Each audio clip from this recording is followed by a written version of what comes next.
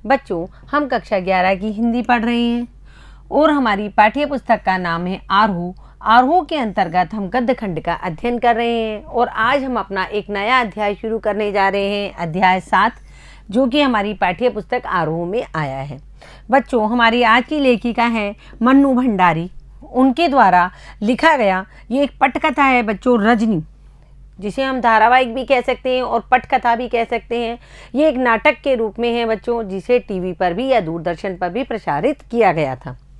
सर्वप्रथम हम पढ़ेंगे लेखक परिचय, तत्पश्चात हम पढ़ेंगे पाठ परिचय, फिर हम पढ़ेंगे जो मन्नू भंडारी द्वारा रजनी नाम का पटकथा ये जो लिखी गई है, इस कथा के बारे में, यानी इस नाटक को हम यहाँ पढ़ेंगे।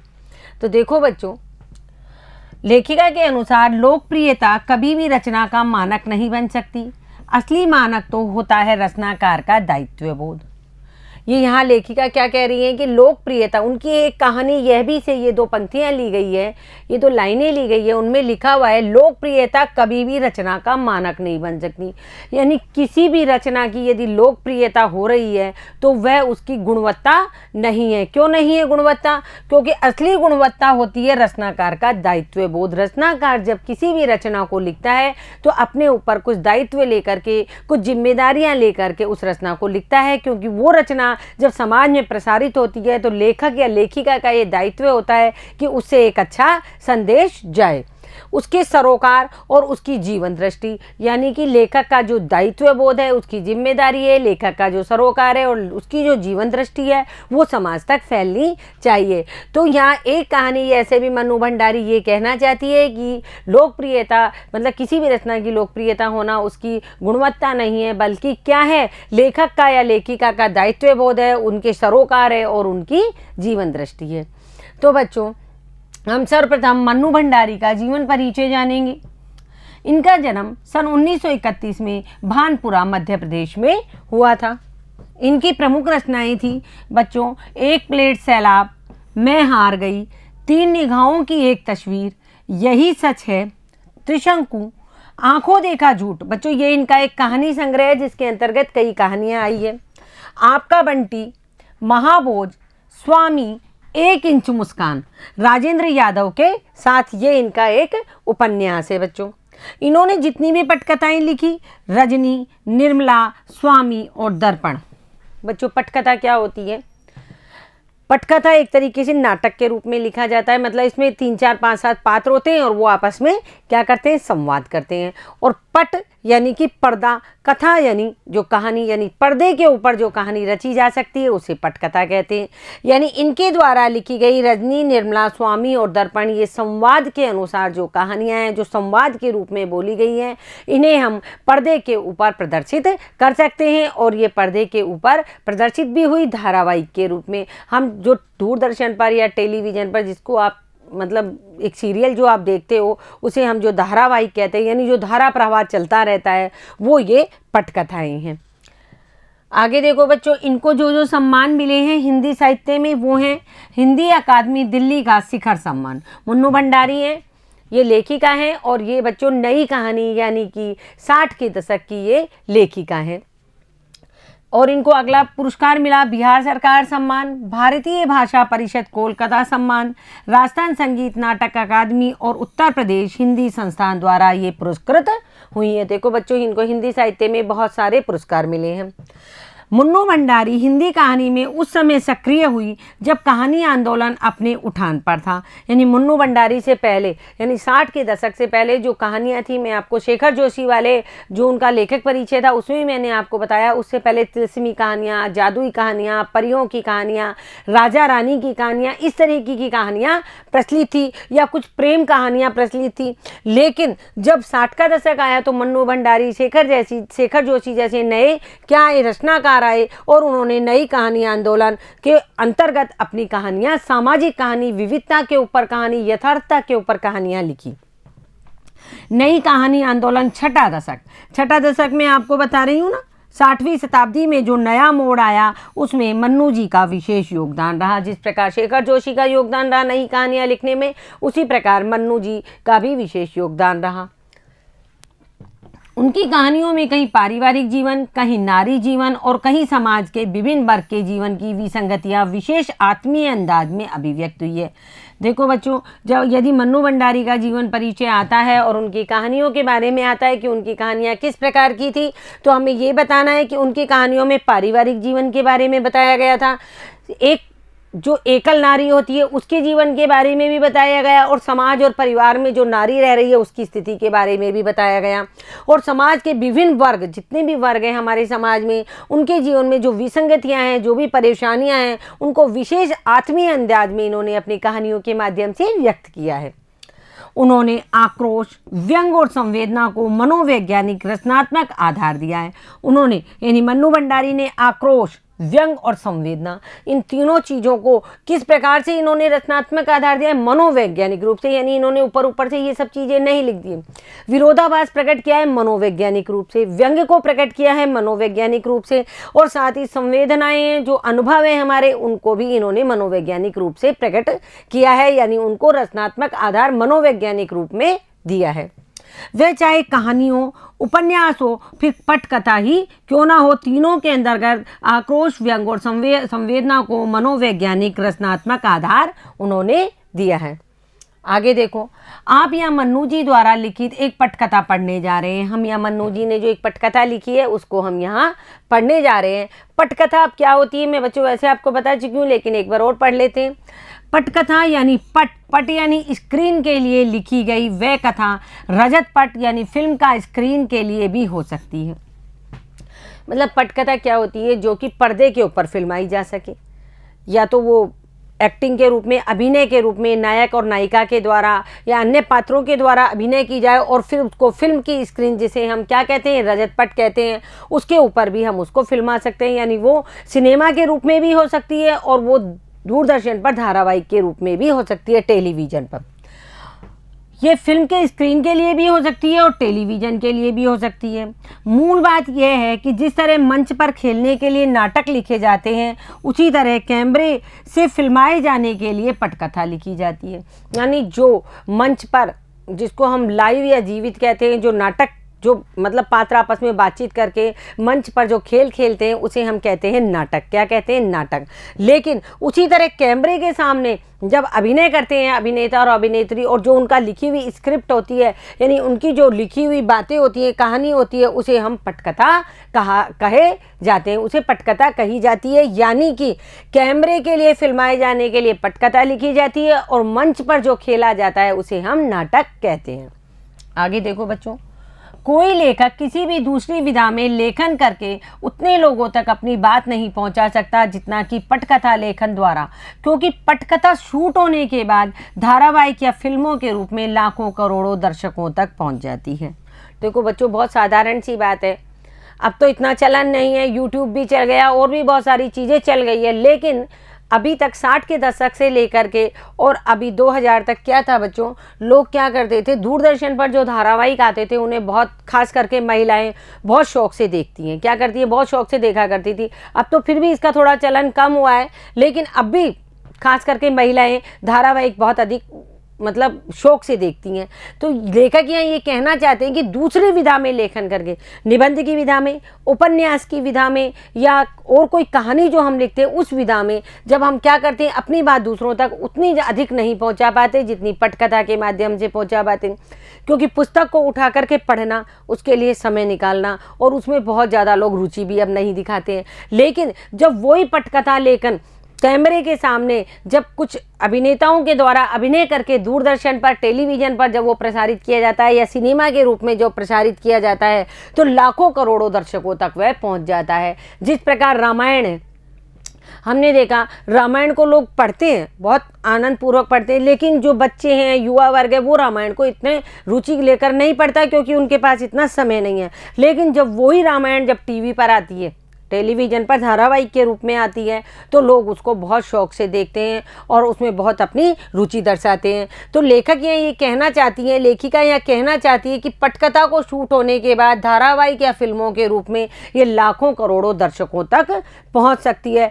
यदि पुस्तक कोई व्यक्ति पढ़ रहा है तो वो अकेला व्यक्ति पढ़ रहा है, लेकिन यदि टीवी पर टीवी पर कोई धारावाहिक चल रहा है तो उसको क्या है, 2-4 लोग साथ बैठकर भी देख सकते हैं। इसलिए क्या है, धारावाहिक है जो क्या होते हैं, लाखों करोड़ों दर्शकों तक पहुंचते हैं। इस लोकप्रियता के चलते ही पटकथा लेखन और लेखकों का भी पर्याप्त रुझान हुआ। यानी इस तरह लोगों तक उनकी बातें, जो लेखक है, जो मतलब सामाजिक वर्ग के बारे में लिख रहे हैं, नारी चेतना के बारे में लिख रहे हैं, तो ये लेखक क्या है, पुस्तकों में लिखने के बजाय इनकी क्या हुआ, इनका मन भी क्या हुआ बाकी लेखकों का कि वो भी क्या करें, पटकथा लेखन करें। तो इसकी पटकथा लेखन की लोकप्रियता के चलते हुए अन्य लेखकों का भी पर्याप्त रुझान पटकथा की तरफ हुआ और पत्र पत्रिकाओं तथा पुस्तकों में भी पटकथाएं छपने लगी। यानी कि जो पटकथाएं हैं वो दूरदर्शन पे या टेलीविज़न सिनेमा के पर्दे पर आने के साथ साथ पत्र पत्रिकाओं में भी और पुस्तकों में भी ये छपने लगी, क्योंकि जब दो पात्र आपस में बातचीत करते हैं तो पढ़ने में उन्हें बहुत आनंद आता है। अब देखो, जो हमारे आरोह पाठ्य पुस्तिका है उसमें जो पाठ का सार आया है हम उसको यहाँ देख लेते हैं। प्रस्तुत पाठ में रजनी धारावाहिक की एक कड़ी दी जा रही है। जो पाठ हम पढ़ेंगे उसमें एक रजनी धारावाहिक है, उसकी एक कड़ी दी जा रही है। बच्चों, 90 के दशक में दूरदर्शन पर एक धारावाहिक प्रसारित होता था रजनी। उसमें एक स्वतंत्र महिला के रूप में एक मतलब महिला को दिखाया गया है जो मतलब समाज में कैसे चेतना जगाती है उसके बारे में। ये धारावाहिक बहुत प्रसिद्ध धारावाहिक था। ये 90 के दशक का धारावाहिक है। रजनी पिछली सदी के 90 दशक का एक बहुचर्चित टीवी धारावाहिक रहा है।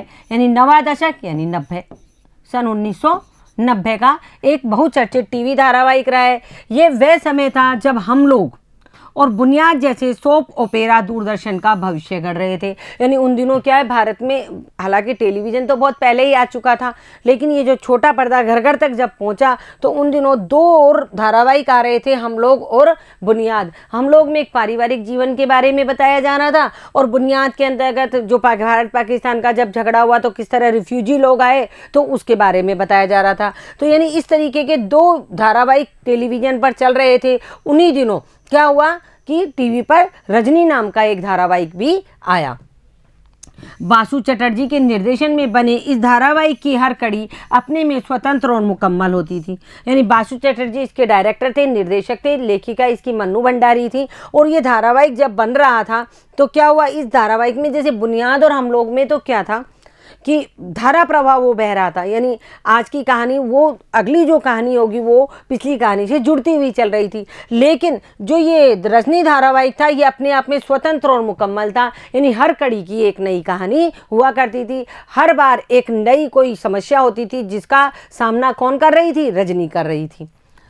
और उन्हें आपस में गूंथने वाले सूत्र रजनी थी। यानी हर कड़ी को आपस में कौन गूंथ रही थी, रजनी थी, जो इस धारावाहिक की मुख्य पात्र थी। आगे देखो बच्चों, हर कड़ी में यानी हर कड़ी में जो या तो सप्ताह में 1 बार आता था या सप्ताह में 2 बार आता था, तो हर कड़ी में यह जुझारू और इंसाफ पसंद स्त्री पात्र क्या था, जुझारू यानी कि लड़ने वाला, किसके, बुराई के विरुद्ध लड़ने वाला, और इंसाफ पसंद या स्त्री पात्र किसी न किसी सामाजिक राजनीतिक समस्या से जूझती नजर आती थी। बच्चों, पहले के जो धारावाहिक होते थे वो क्या होते थे, वो इस तरीके के धारावाहिक होते थे जो किसी सामाजिक समस्या के ऊपर लिखे हुए हो या किसी राजनीतिक समस्या के ऊपर होते थे और उन्हें टीवी पर प्रसारित किया जाता था। प्रस्तुत अंश भी व्यवसाय बनती शिक्षा की समस्या की ओर हमारा ध्यान खींचता है। यानी जो अंश, जो धारावाहिक की कड़ी आज हम पढ़ेंगे उसके अंतर्गत हम क्या पढ़ेंगे कि जो शिक्षा है वो क्या बनती जा रही है, व्यवसाय बनती जा रही है। उसके खिलाफ रजनी किस प्रकार लड़ाई लड़ती है वो हम इस धारावाहिक में यानी हमारे प्रस्तुत पाठ में हम पढ़ेंगे। देखो बच्चों, अब हम पाठ को पढ़ना शुरू करते हैं। जो ये पटकथा है इसको हम यहाँ जानेंगे और इसका नाम है रजनी। शुरुआत करेंगे हम। पहले देखो बच्चों, जो जो दृश्य हैं उनके बारे में हम देखेंगे, फिर पात्रों की बातचीत को हम संवाद के रूप में यहाँ पढ़ेंगे। मध्यम वर्गीय परिवार के फ्लैट का एक कमरा, एक महिला रसोई में व्यस्त है, घंटी बजती है, बाई दरवाज़ा खोलती है और रजनी का प्रवेश। यानी मध्यम वर्गीय परिवार है, उसमें क्या है, उसमें एक फ्लैट है, उस फ्लैट में मध्यम वर्गीय परिवार रह रहा है, उसमें एक महिला किचन के अंदर यानी रसोई के अंदर है। इतनी देर में घंटी बजती है और बाई जाती है, दरवाज़ा खोलती है और क्या करती है, रजनी का प्रवेश होता है। रजनी नाम की महिला जिसके बारे में हम यहाँ पढ़ेंगे। रजनी बोल रही है, लीला बहन कहाँ हो, बाजार नहीं चलना क्या। ये बहन जो शब्द है बच्चों ये गुजराती शब्द है। क्या है, गुजराती शब्द है। यानी लीला बहन तुम कहाँ हो, बाजार नहीं चलना क्या। अब रजनी लीला से पूछ रही है, तो लीला रसोई घर में से बाहर निकलती है और हाथ पोंछती हुई, सामान्य सी रसोई घर में काम कर रहे हैं तो सामान्य बात है कि हम हाथ पोंछते हुए बाहर निकलेंगे। तो लीला कह रही है रजनी से, चलना तो था पर इस समय तो अमित आ रहा होगा। अब अमित कौन है? अमित लीला का बेटा है।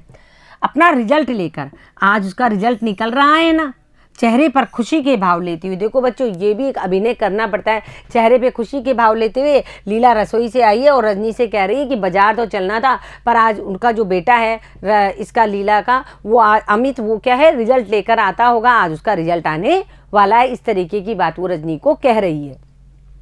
रजनी अब आगे क्या करिए, अरे वहाँ खुश होते हुए, ये भी मतलब खुशी के भाव प्रकट कर रही है, तब तो मैं मिठाई खाकर ही जाऊंगी।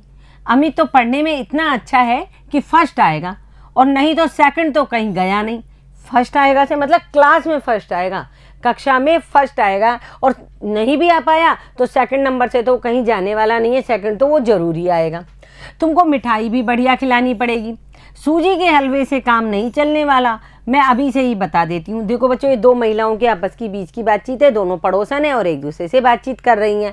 तो यहाँ रजनी कह रही है कि अमित तो पढ़ने में बहुत होशियार है, वो फर्स्ट तो आएगा ही आएगा, और बाय द वे ये अगर हो जाए कुछ ऐसा, फर्स्ट नहीं तो सेकंड से तो वो कहीं हिलेगा ही नहीं, सेकंड तो आना ही है क्लास में। तो मैं तुम मुझे एक अच्छी सी मिठाई खिलाना, तुम्हारा जो सूजी का हलवा है इससे मेरा काम चलने वाला नहीं है। तो लीला हंस कर के कहती है, नहीं नहीं, मैं तुम्हें अच्छी मिठाई ही खिलाऊंगी, मैंने पहले से ही मंगवा कर रखी है, केसरिया रसमलाई। देखो बच्चों, ये एक मिठाई का नाम है केसरिया रसमलाई, और अमित को भी यह बहुत पसंद है ना। तो लीला जो है रजनी से कह रही है कि नहीं नहीं, मैं तुमको बहुत अच्छी मिठाई खिलाऊंगी और केसरिया रसमलाई खिलाऊंगी, जो कि अमित को बहुत पसंद है। अब आगे देखो, रजनी, देखा मुझे अपने घर में ही केसर की सुगंध आ गई थी, बाजार का तो मैं बहाना करके चली आई, वरना तुम तो मुझे काट ही देती का मतलब छोड़ देती या भुला देती। अब रजनी या मजाक के उसमें कह रही है कि मेरे को तो मेरे घर में ही तुम्हारे घर से केसर की मिठाई की खुशबू आ गई थी, इसलिए मैं आ गई, बाजार का तो बहाना है। ये एक दूसरे से मजाक चल रही है, आपस में एक दूसरे से दो महिलाएं बातें कर रही है, वरना तुम तो मुझे क्या कर देती, मुझे अलग ही कर देती, मिठाई मुझे खिलाती ही नहीं। तो लीला कह रही है, कैसी बातें करती हो, मैं एक बार काट भी दूं, लेकिन अमित अपने मुंह में डालने से पहले रसमलाई लेकर तुम्हारे फ्लैट में दौड़ता है। देखो, अब लीला उससे कह रही है, अपने मतलब जो उनका बेटा है, पुत्र है, किसका, लीला का, वो रजनी से बहुत प्रेम करता है, वो उसकी रजनी आंटी है। तो लीला यहाँ बता रही है, यदि एक मुश्त में तुमको छोड़ भी देती, भाई तुम्हें नहीं भी खिलाती, तो अमित ऐसा नहीं होने देता, वो अपने मुंह में बाद में डालता, पहले तुम्हें खिलाने आता। मैं कोई भी चीज़ घर में बनाऊं या बाहर से लाऊं, अमित जब तक तुम्हारे भोग नहीं लगा लेता, हम लोग खा थोड़े ही सकते हैं। अभी वो देखो मजाक के लहजे में कह रही है कि मैं चाहे कोई भी नई चीज़ बनाऊं, चाहे बाजार से लाऊं, जब तक भगवान को अपन भोग लगाते हैं, उसी प्रकार अमित पहले तुम्हारे यहाँ भोग लगाने जाता है, यानी तुम्हें खिलाने जाता है, और जब तक तुम्हें नहीं खिला लेता तब तक हम भी नहीं खा सकते हैं। देखो बच्चों, ये तो पड़ोस में जो महिला रजनी रह रही है उससे वो जो दूसरी पड़ोसन के बेटे का प्यार है, यानी प्यार बताया जा रहा है आपस में पड़ोसियों का। रजनी आंटी तो हीरो है उसकी, और दोनों खिलखिलाकर हंसती हैं, मतलब दोनों अमित की बातें कर रही हैं। अमित अभी स्कूल से रिजल्ट लेकर के नहीं आया और दोनों खिलखिला करके हंसने लगती है। आगे देखो, अब रजनी क्या कह रही है, बहुत ही मेधावी बच्चा है, मेधावी मतलब बहुत बुद्धिमान है और बहुत ही होशियार बच्चा है अमित, तुम देखना तो आगे जाकर क्या बनता है। अब यहाँ अमित की प्रशंसा की जा रही है उसकी माँ के सामने रजनी के द्वारा। लीला, बस सब तुम्हारा ही आशीर्वाद है। अब लीला थोड़ी सी भावुक हो जाती है और कहती है, सब तुम्हारा आशीर्वाद है जिससे वो इतना अच्छा पढ़ लिख रहा है। फिर घंटी बजती है और लीला एक तरह से दौड़ते हुए दरवाज़ा खोलती है। अमित का प्रवेश रोज की तरह भारी बस्ते की जगह एक हल्का सा थैला है। आज भारी बस्ता क्यों नहीं, आज वो पढ़ने नहीं गया है और आज वो केवल अपना रिजल्ट लेने गया है। जैसे ही घंटी बजती है तो लीला को पता तो चलता ही है कि अमित आने वाला था, तो वो दौड़ करके दरवाज़ा खोलती है तो अमित आता है, और रोज की तरह आज उसके कंधों पर भारी बैग नहीं है बल्कि एक थैला है जिसमें वो रिजल्ट लेकर के अपना आया है। रजनी अमित को बाहों में भरने के लिए दोनों बाहें फैलाती हुई आगे बढ़ती है। रजनी क्या करती है, वो भी अमित को उतना ही प्यार करती थी, तो दोनों अपने हाथों को आगे बढ़ाती है और अमित को अपने गले लगाने के लिए थोड़ा सा आगे बढ़ती है। कॉन्ग्रेचुलेशंस अमित, कॉन्ग्रेचुलेशंस का मतलब होता है बधाई हो अमित। बधाई देने के लिए रजनी आंटी पहले से ही मौजूद है, मतलब अमित को पता चल गया कि मेरा रिजल्ट आने वाला है, इसलिए आज रजनी आंटी बधाई देने के लिए पहले से ही आ गई। लेकिन अमित का चेहरा क्या है, उतरा हुआ है, उसके चेहरे के जो भाव हैं वो बिल्कुल उदास है और सुस्त है। पर दोनों क्या है, वो दोनों जो महिलाएं आपस में बात कर रही हैं अमित के बारे में, उन्होंने अभी तक अमित पे ध्यान नहीं दिया। पर दोनों में से अभी तक उस पर किसी का ध्यान नहीं गया। अमित आंसू भरी आंखों से थैले में से रिपोर्ट निकालकर माँ की ओर फेंकते हुए, अब क्या करता है, दोनों महिलाएं खुश हो रही थी, आपस में बातचीत कर रही थी। अमित आया और अमित को रजनी ने बधाइयाँ दी, और बधाई देते हुए जब उनका ध्यान अमित के चेहरे की तरफ नहीं जाता है, लेकिन अमित क्या करता है, अमित की आंखें आंसुओं से भर जाती है और वो अपनी थैले में से रिपोर्ट कार्ड निकाल कर अपनी माँ की तरफ फेंक देता है। अमित, लो लो देखो क्या हुआ है मेरे रिजल्ट का। मैंने कितना कहा था कि मैथ्स में भी मेरी ट्यूशन लगवा दीजिए वरना मेरा रिजल्ट बिगड़ जाएगा। बस वही हुआ, मैथ्स में ही तो पूरे नंबर आ सकते हैं, रिजल्ट बिगड़ सकता है। रिपोर्ट रजनी देखने लगती है। अब वो बच्चा अमित है, उसको पूरी उम्मीद थी कि उसके गणित में बहुत अच्छे नंबर आएंगे, लेकिन यहाँ उसके मैथ्स में, देखो बच्चों ये हिंदी में लिखा हुआ है लेकिन इसमें जो शब्द आए हैं ट्यूशन है और मैथ्स है, ये जो शब्द है ये अंग्रेजी के बोलचाल की भाषा के शब्द हैं। तो देखो अब अमित क्या कह रहा है, बच्चा क्या है, सबसे ज़्यादा अपना जोर किस पे चलाता है, अपनी माँ के ऊपर चलाता है। पिता के ऊपर अपना जोर नहीं चला सकता, जितना माँ से उसका जो अंतर संबंध होता है वो अपनी माँ के ऊपर अपना सब कुछ हक जमा सकता है। तो उसी हक से अमित कहता है कि लो मेरे रिजल्ट को, अब मैंने कितना कहा था कि मैथ्स में मुझे ट्यूशन लगवा दो वरना मेरा रिजल्ट बिगड़ जाएगा। बस वही हुआ, मैथ्स में ही मुझे कम नंबर मिले हैं। और मैथ्स में ही अगर नंबर मतलब पूरे नंबर किस में आते हैं, मैथ्स में आते हैं। यदि मैथ्स में तो पूरे नंबर आ सकते हैं और रिजल्ट बन भी सकता है अच्छा मैथ्स से ही, और मैथ्स से ही रिजल्ट बिगड़ भी सकता है। अब क्या होता है, जैसे वो रिपोर्ट कार्ड को फेंकता है, रजनी रिपोर्ट कार्ड उठा करके देखने लगती है और लीला उसे अपनी बाहों में भर के, यानी उनका बेटा है वो थोड़ा सा उदास है, परेशान है, वो अपने बेटे को थोड़ा सा प्यार से समझाने लगती है। लीला उससे कह रही है, पर तू तो सारे सवाल ठीक करके आया था, यहाँ आकर पापा के सामने तूने फिर से किया था अपना सारा पेपर, सब तो ठीक था। तेरे पापा ने नहीं कहा था कि 4-5 नंबर भले ही काट ले सफाई वफाई के, पर 95 तो तेरे पक्के हैं। देखो बच्चों, ये बोलचाल की जो भाषा है अपनी उस बार उससे ये पटकथा लिखी गई है। तो अब लीला क्या कर रही है, अपने बच्चे को प्यार से कह रही है, पर तू तो सारे सवाल ठीक करके आया था, अभी तेरे नंबर गणित में कम कैसे आ गए। और तूने आकर के जब परीक्षा दे के आया, जब पापा के सामने बैठ करके सारे सवाल किए थे तूने और सारा पेपर किया था, सब ठीक था। और तेरे पापा ने भी यही कहा था कि भाई 4-5 नंबर भले ही काट ले, सफाई वफाई की मतलब कुछ गंदगी कर देते हैं ना लिखते वक्त बच्चे, कांटा फांसी कर देते हैं, जैसे लिखने में होने वाली जो काटपीट होती है या छोटी मोटी गलतियों के 4-5 नंबर कर सकते हैं सफाई वफाई के, बाकी 95 यानी 95 नंबर तो तेरे 100 में से पक्के ही हैं। अब देखो रजनी क्या कह रही है, रिपोर्ट देखते हुए रजनी उसका रिपोर्ट कार्ड देख रही है और कह रही है, पर मिले तो कुल 72 ही हैं। फिर दूसरे विषय के नंबर भी पढ़ने लगती है। इंग्लिश में 86, हिस्ट्री में 80, सिविक्स में 88, हिंदी में 82, ड्राइंग में 90 और सबसे कम मैथ्स में है। सबसे कम नंबर किस में आए अमित के, मैथ्स में आए। यानी रजनी अब रिपोर्ट कार्ड पढ़ करके सुना रही है।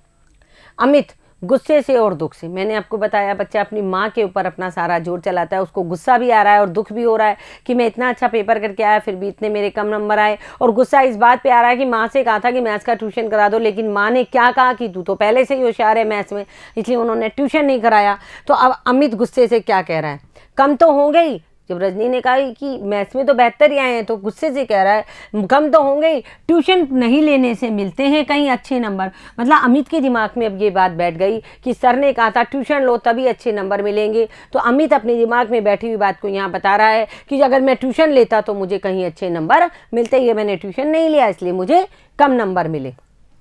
सर तो बार बार कहते ही थे कि ट्यूशन कर लो वरना फिर बाद में मत रोना, और रो पड़ता है। यानी वो अपनी माँ को ये बातें बताते हुए कह रहा है कि माँ मैंने कहा था ट्यूशन के लिए लेकिन आपने मना कर दिया, और सर बार बार कह रहे थे मुझसे कि तुम ट्यूशन करोगे तभी तुम्हारे नंबर आएंगे, और फिर बाद में मत रोना, बैठ के रिपोर्ट कार्ड आया था। और इतना कह करके उसका गला भर आता है उस बच्चे का और वो रोने लगता है। लीला एक अपराधी की तरह सफाई देते हुए, देखो बच्चों सफाई देना यानी अपने आप को बचाना, यानी लीला है जो माँ है, और माँ का जी जितना अमित का जी दुख पा रहा है उससे कहीं ज़्यादा लीला का जी दुख पा रहा है। और लीला अपराधी की हो, अब अपने आप को एक अपराधी समझ रही है कि यदि मैं इसको मैथ्स का ट्यूशन करवा देती तो आज मेरा बच्चा इस तरह तकलीफ नहीं पाता। तो अपराधी की तरह अपने आप को बचाते हुए लीला कह रही है, तुझे अंग्रेजी को लेकर थोड़ी परेशानी थी सो अंग्रेजी में करवा दी तुझे ट्यूशन। भाई लीला बच्चे को समझा रही है कि तेरे को अंग्रेजी में परेशानी थी इसलिए हमने अंग्रेजी में ट्यूशन करा दी। अब 2-2 विषयों की ट्यूशन, फिर लंबी चौड़ी फीस। बेटे अपनी आर्थिक मजबूरी की बात वे शब्दों से नहीं चेहरे से व्यक्त करती है। यानी मध्यम वर्गीय परिवार है, बच्चे की इतनी भारी भरकम फीस स्कूल में भी भरते हैं, फिर ट्यूशन्स की फीस, तो वो मतलब इन शब्दों को अपनी आर्थिक मजबूरी यानी पैसे की जो तंगी है उसको शब्दों में तो नहीं कहती, लेकिन चेहरे पर वो भाव लेकर के आती है कि अब दो दो विषयों की ट्यूशन, फिर लंबी चौड़ी फीस। बेटे अपनी आर्थिक मजबूरी को वे शब्दों से नहीं अपने चेहरे से व्यक्त करती है। फिर यह तो अंधेर ही हुआ कि सारा पेपर ठीक हो फिर भी नंबर काट लो। अंधेर मतलब क्या है? अन्याय हुआ। ये तो क्या हुआ? अन्याय हुआ कि सारा पेपर ठीक है और ट्यूशन नहीं किए तो नंबर काट लो। ये तो बहुत गलत बात है।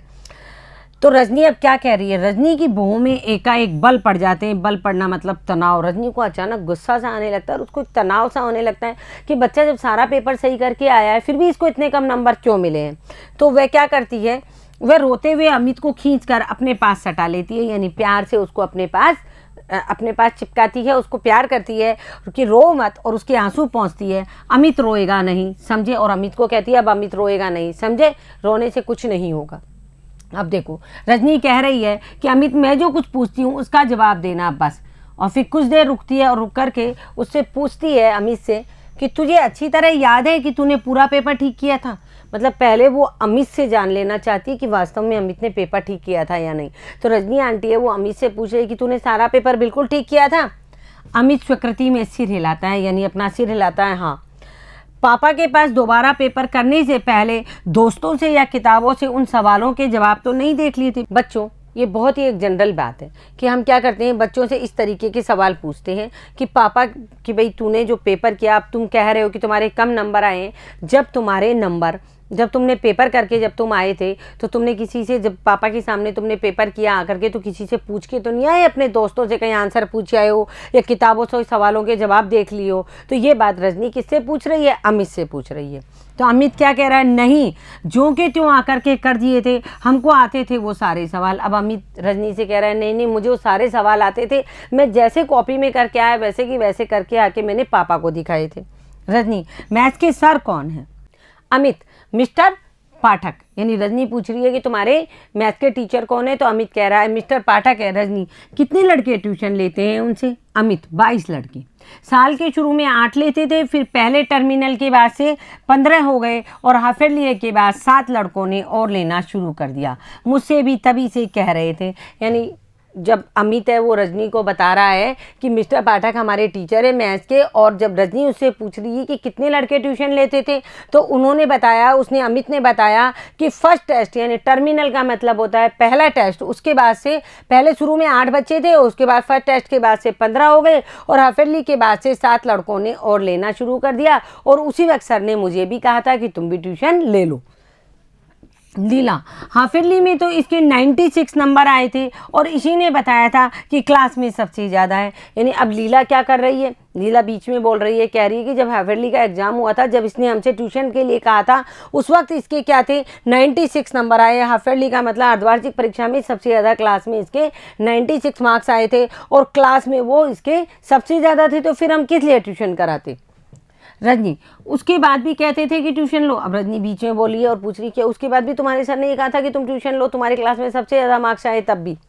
अमित, हाँ, कॉपी लौटाते हुए कहा था कि तुमने किया तो अच्छा है पर यह तो हाफ ईयरली है, बहुत आसान पेपर होता है इसका। तो अब अगर ईयरली में भी, मतलब हाफ ईयरली का पेपर तो बहुत आसान होता है, अब अगर ईयरली यानी वार्षिक में भी पूरे नंबर लेने हैं तो तुरंत ट्यूशन लेना शुरू कर दो वरना रह जाओगे। मतलब अब अमित रजनी को बता रहा है कि हाँ, जब उन्होंने मुझे अर्धवार्षिक की कॉपी मतलब लौटाई, यानी चेक करके जब मुझे लौटाई, तो उन्होंने कहा तुमने पेपर बहुत अच्छा किया है, लेकिन अर्धवार्षिक यानी हाफ ईयरली का पेपर बहुत आसान होता है और इसका तो अब मतलब किसका पेपर आसान होता है? अर्धवार्षिक परीक्षा का। अब अगर ईयरली में भी पूरे नंबर लेने हैं यानी वार्षिक परीक्षा में भी तुमको पूरे नंबर लेने हैं तो मुझसे तुम तुरंत ट्यूशन लेना शुरू कर दो, वरना क्या करोगे? तुम रह जाओगे और बाद में, पहले ही कहा था उन्होंने कि तुम बाद में रोते रह जाओगे। अब आगे अमित कह रहा है 7 लड़कों ने तो शुरू भी कर दिया था, यानी कि 8 पहले थे, 15 बाद में हो गए और 7 और आ गए। तो 7 लड़कों ने तो शुरू कर दिया, पर मैंने जब मम्मी पापा से आकर कहा हमेशा बस कही जवाब कि मम्मी की नकल उतारते हुए। अब क्या है, वो उसने अपनी मम्मी से आके कहा होगा, तो अमित अब क्या कर रहा है, रजनी के सामने अपनी मम्मी की नकल उतारते हुए कह रहा है। मम्मी का वही जवाब था कि मैथ्स में तो तू वैसे ही बहुत अच्छा है, क्या करेगा ट्यूशन लेके, यानी अपनी मम्मी की नकल उतार करके रजनी को बता रहा है। देख लिया, अब 6 पोजीशन आई है मेरी, सिक्स यानी छठी क्लास में उसका 6 नंबर आया है, जो आज तक कभी नहीं आई। और अमित की आंखों से फिर आंसू टपक पड़ते हैं। देखो बच्चों, इसमें बीच बीच में पटकथा में क्या है, बोलचाल के शब्द हैं, इसलिए अंग्रेजी भाषा के शब्दों का प्रयोग हुआ है। यानी कि अमित अब कह रहा है कि देख लिया, अपनी मम्मी से कह रहा है कि अब मेरी 6 पोजीशन आई है, जो आज तक मेरी कभी भी नहीं आई थी। और अमित की आंखों से आंसू टपकने लगते हैं। रजनी अमित को प्यार से डांटते हुए मतलब ऐसे कोई जोर से नहीं डांट रही, लेकिन प्यार से उसको झिड़कते हुए कहती है, फिर आंसू, फिर वही रोने लग गया। जानता नहीं है, रोने वाले बच्चे रजनी आंटी को बिल्कुल पसंद नहीं है। यानी रजनी कहती है हमेशा बहादुर बनो, रजनी को रोने वाले बच्चे बिल्कुल पसंद नहीं है। मम्मी ने बिल्कुल ठीक ही कहा और ठीक ही किया। यानी रजनी अब क्या कर रही है, लीला का पक्ष ले रही है और अमित को समझा रही है कि तुम्हारी मम्मी ने बिल्कुल ठीक कहा और बिल्कुल ठीक किया। जिस विषय में तुम बहुत अच्छे हो, यानी जिस विषय में तुम्हें सब कुछ आता है, उसमें क्यों लोगे ट्यूशन भाई, उसमें क्या मतलब है ट्यूशन लेने का। जब तुम्हें सब कुछ आता है, तुम पूरा पेपर सही करके आए हो, तो उसमें ट्यूशन की क्या आवश्यकता है।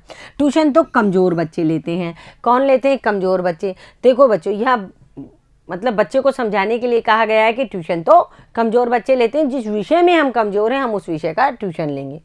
अब अमित क्या कह रहा है, आप जानती नहीं हो आंटी, अच्छे बुरे की बात नहीं होती है, अगर सर कहें और बार बार कहें तो लेनी ही होती है, वरना तो नंबर कम ही हो जाते हैं। देखो बच्चों, ये बाल मन है, उसको यही चीज़ समझ में आ रही है बच्चे को। यदि सर, हम भी आजकल देखो घरों में देखते हैं, छोटा बच्चा होता है, उसको टीचर यदि कुछ कह दे तो वो अपने टीचर की बात को ज़्यादा मानता है और घर आकर के घर वालों की बात को कम मानता है। उसी प्रकार यहाँ पे अमित भी यही कह रहा है कि देखो आंटी, ये बात नहीं है, आप नहीं जानती हो, अच्छे और बुरे की बात नहीं होती है। जब सर ने कह दिया और बार बार कह दिया कि ट्यूशन लेना है, तो ले लेना चाहिए था हमको ट्यूशन सर से, और वरना सर ने कहा था नंबर कम हो जाएंगे, अब देख लो नंबर कम ही हो गए। यानी सर सच्चे हैं, सर ने जो कहा हमें सर की बात को मान लेना चाहिए था। अब रजनी कह रही है पेपर अच्छा करो तब भी नंबर कम हो जाते हैं, तो अमित कह रहा हाँ कितना ही अच्छा करो फिर भी कम हो जाते हैं, जैसे मेरे हो गए। यानी अब रजनी उससे व्यंग से पूछ रही है, अगर तू पेपर अच्छा करके आया है, तूने ट्यूशन नहीं लिया, तेरे नंबर कम हो जाएंगे। तो अमित ने कहा हाँ कितना ही अच्छा करो, अगर ट्यूशन नहीं लेंगे तो नंबर तो कम होंगे ही होंगे। अब उसके दिमाग में, अमित के दिमाग में ये बात बैठी हुई है कि ट्यूशन करने से ही नंबर अच्छे आते हैं। रजनी यानी कि अच्छा पेपर करने पर भी कम आते हैं सिर्फ इसलिए कि ट्यूशन नहीं ली थी, तो यह तो सर की गलती नहीं, बदमाशी है। देखो अब रजनी क्या कह रही है, अमित को समझाते हुए कह रही है कि जब अच्छा पेपर करने पर भी कम नंबर आते हैं, मतलब पेपर तो अच्छा किया लेकिन नंबर कम आए, सिर्फ इसलिए कि क्योंकि हमने ट्यूशन नहीं ली उन सर से, उन्हीं सर ने कॉपी जांची थी, तो इसका मतलब यह है कि ये सर की गलती नहीं है, सर ने गलती नहीं करी है, सर ने क्या किया, बदमाशी की है, जानबूझ करके तंग किया है, मनमानी है या ज़बरदस्ती है कि तुम मुझसे ट्यूशन लो नहीं तो मैं तुमको क्लास में फेल कर दूंगा।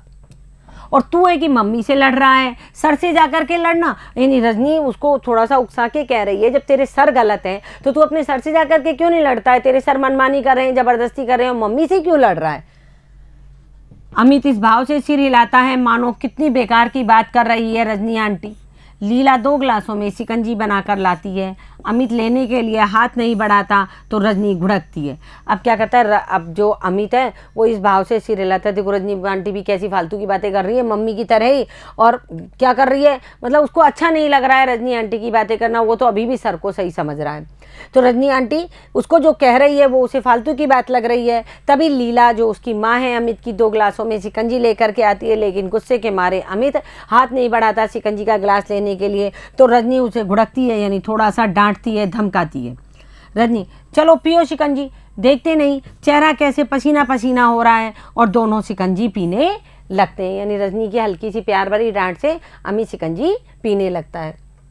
इस दौरान रजनी कुछ सोच रही थी, यानी अमित से बातें करते हुए और शिकंजी पीते हुए रजनी कुछ सोच रही थी, और शिकंजी को ख़त्म करके कल आप 9 बजे तैयार रहिए, अमित साहब आपके स्कूल चलना है। और सोचते सोचते रजनी ने अमित से कहा, अमित साहब कल सुबह आप 9 बजे तैयार रहिए, हम आपकी स्कूल चलेंगे। अमित अमित एकदम डर जाता है। बच्चों ये बहुत ही मतलब सामान्य सी बात है। जब हम बच्चों से कहते हैं कल हम आपके स्कूल चलेंगे, आपके टीचर से बात करके आएंगे, तो बच्चे वहीं बैठे बैठे डर जाते हैं कि नहीं नहीं, क्या पता मम्मी कल स्कूल जाएगी और वहाँ क्या बात कह देगा, आंटी पापा जो भी है कल स्कूल जाएंगी तो वहाँ ऐसा कुछ कह दे कि बाद में मुझे टीचर डांटे। तो अमित एकदम डर जाता है। कल से तो छुट्टी है, पर आप अगर स्कूल जाकर कुछ कहोगी तो सर मुझसे बहुत गुस्सा हो जाएंगे। अब अमित कहता है एक तो पहले ही रिजल्ट खराब आया है, ऊपर से आप वहाँ जाओगी और कल से छुट्टियाँ भी शुरू होगी, नया सेशन शुरू होएगा, बाद में अब रिजल्ट आ गया है, और अगर आप कुछ जाकर वहाँ कहोगी तो सर मुझे बहुत डांटेंगे और मेरे पे गुस्सा हो जाएंगे।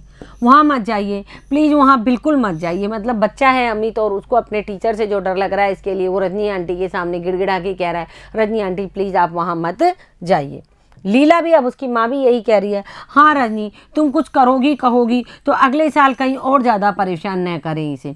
देखो बच्चों, ये सामान्यतः अभिभावकों के मन में रहता है कि जो टीचर हैं वो बच्चों के साथ में अपनी मतलब कि क्या निकाल लेते हैं।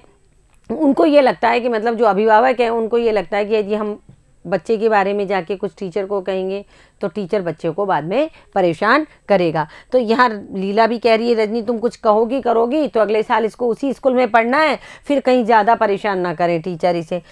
अब जब रहना इसी स्कूल में है तो इन लोगों से क्या झगड़ा करना, मतलब जब हमको इसी स्कूल में रहना है तो इन टीचर से, यानी ये जो शिक्षक लोग हैं, इनसे कुछ झगड़ने से कोई फ़ायदा नहीं है। तभी रजनी बात को बीच में काटकर गुस्से से बोलती है, यानी कि वे लोग जो भी जुल्म ज्यादती करें हम लोग चुपचाप बर्दाश्त करते जाएं। जुल्म ज्यादती मतलब अन्याय या अत्याचार करें, उसे हम लोग चुपचाप सहन करते हुए चले जाएं। नहीं, लक्ष्मी को, उसको रजनी को लीला और अमित पर गुस्सा आता है। कहते जब टीचर ने गलत किया है, स्कूल में जो कुछ भी गलत हो रहा है, तो क्या हम वो हमारे ऊपर कितना ही अन्याय करें, क्या हम उसे चुपचाप सहन कर लें। सही बात कहने में डर लग रहा है तुझे और तेरी माँ को। क्या कहती है रजनी, किसको कह रही है, अमित को, कि तुझे और तेरी मम्मी को सही बात कहने में जाकर के वहाँ डर लग रहा है। जब बच्चे ने सारा पेपर ठीक किया है तो हम एक कॉपी देखने की मांगी तो कर सकते हैं। बच्चों ये नियम में है कि हमको जब पता है हमारा बच्चा पूरा पेपर ठीक करके आया है तो हम बच्चे की कॉपी को देख सकते हैं। हम तो रजनी यही तो कह रही है कि मैं अपन केवल वहाँ कॉपी तो मांगेंगे, देखेंगे तो सही किसने कहाँ गलती की है, क्या पता ये खुद ही गलत हो, पता लगे कि आखिर नंबर किस बात के काटे गए, मतलब किस बात के नंबर काटे गए, अमित ने कहाँ गलती करी, हम तो अब इतना देखेंगे। अमित अब झुंझला कर, अब अमित को थोड़ी सी झुंझलाहट मचने लगती है कि रजनी आंटी बात को आगे बढ़ा रही है। बता तो दिया आंटी आप, मतलब क्या कह रहा है, अमित कह रहा है कि आंटी बस अब आप रहने दो, कहना वो ये चाहता है आपको बता तो दिया ना कि मैंने ट्यूशन नहीं करी इसलिए सर ने नंबर काट लिया, अब आप स्कूल मत जाओ, मतलब वो कहना ये चाहता है। तभी रजनी गुस्से से कहती है, ठीक है अब बैठकर रो तुम माँ बेटे दोनों, और दनदनाती हुई निकल जाती है। दोनों के चेहरों पर एक ऐसा ऐसा भाव आ जाता है। दनदनाती का मतलब तेज कदमों से, ऐसा है मतलब बेचारगी या दीन भावना। मतलब अब रजनी को गुस्सा आ जाता है कि एक तो देखो गलत काम हुआ है इनके साथ, अब माँ बेटे बैठ के रो रहे हैं और फिर जाना भी नहीं चाहते हैं, अन्याय के खिलाफ लड़ना भी नहीं चाहते हैं। तो गुस्से से कहती है ठीक है बैठ कर रो तुम दोनों माँ बेटे, और दनदनाती हुई यानी क्या करती हुई तेज कदमों से बाहर निकल जाती है। और लीला और उसके बेटे अमित के चेहरे पर एक ऐसा यानी दीनता और बेचारगी का भाव आ जाता है कि भाई जब हमने गलती नहीं की तो हम उसका परिणाम क्यों भुगते, या गलती नहीं करके भी हम परिणाम भुगत रहे हैं।